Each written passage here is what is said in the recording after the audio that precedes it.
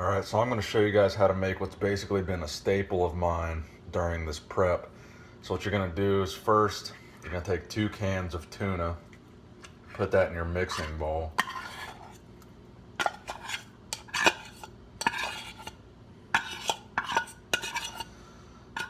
Try to get every little scrap of tuna out of that can that you can get. Don't want to waste it. So 2 cans of Chunk Light. I usually go with the in water, but one of these is in vegetable oil, so I don't know how that happened, but it's not going to make much difference.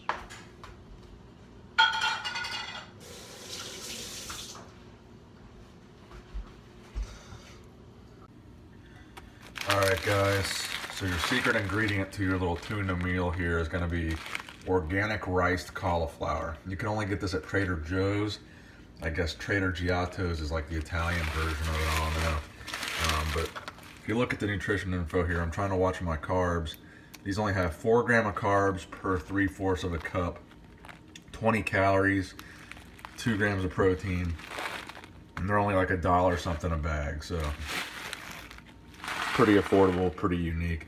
So I'm gonna go ahead and guesstimate this 3/4 of a cup. Put it in this 1 cup measuring cup here.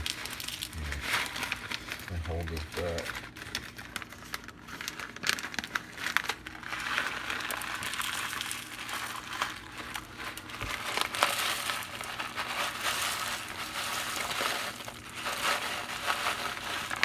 There we go. Go ahead and dump that excess right there.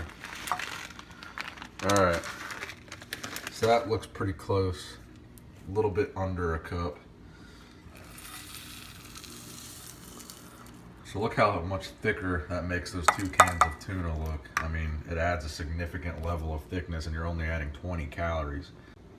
Now normally what I'll do is I'll crack an egg in here and mix that up to kind of hold it together. But if you're on a really strict low carb diet, it's not going to kill you to add some higher fats into your meal. So instead of the egg, I'm going to go ahead and add some cheese in there. And the cheese is really going to help hold that together when I put it in the frying pan. So I'm going to also add some mayo in here too. Like I said, when you're on really low carbs, you know, a higher fat diet isn't going to make that much of a difference as long as you still watch your calorie range where you want it to be. Alright, so nothing crazy about the mayo.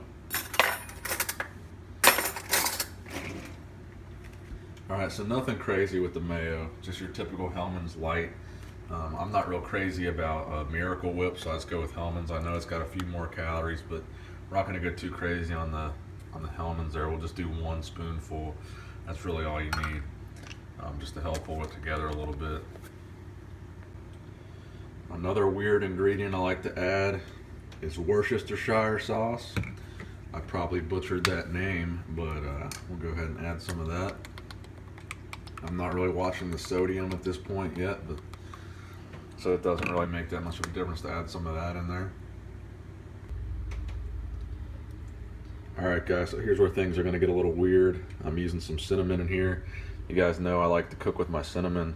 The reason being is when you're cooking something in a frying pan, cinnamon just really helps it to brown better.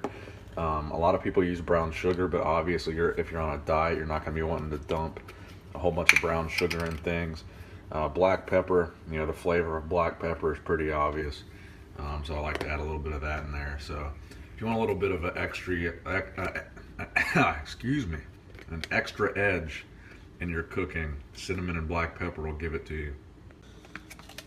Alright, so what the hell, under normal circumstances I would never put this much cheese, but this is for YouTube, so I put a little nice hefty amount of cheese on here. I usually only eat 2.5 meals a day, so this is one of my 2 major meals. So, you know, like I said, I'm on a super low carb diet, so I keep my fats a little bit higher. My calories are going to stay in that same range though for today. I'm going to do a lot of cardio and whatnot. Alright, I'll turn the camera off so I can mix this better. Alright, so we've got her all mixed up. Now we're going to go ahead and dump her in the frying pan. We've already got it sprayed down and it's already starting to heat up.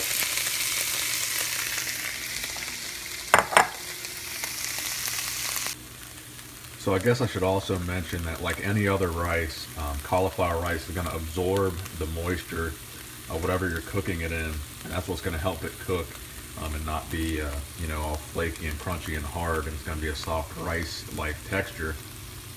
So if you're not using mayo and you're not using cheese and you're not adding, you know, Worcestershire sauce, you're going to want to leave some of the water or oil in your tuna can. Now I drain my tuna cans, but if you're going to be cooking this without all the extra stuff that I added, I would leave some of that moisture in your tuna for the rice to soak up to help that rice cook.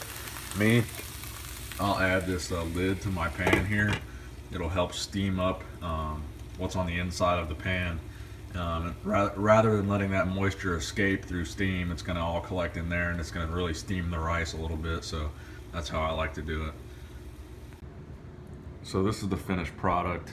I just added the veggie chips for visual effect. I don't eat those and I don't usually eat them on prep, so